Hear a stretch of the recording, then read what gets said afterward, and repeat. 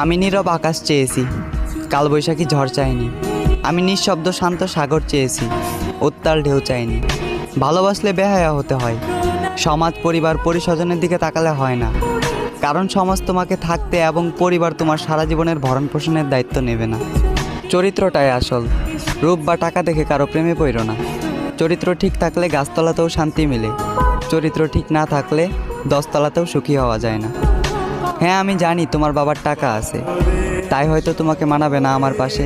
তবে সেই টাকার অহংকার করা ঠিক না। 18-20-এর একটা ছেলে কখনোই তোমার বাবা হতে পারবে না।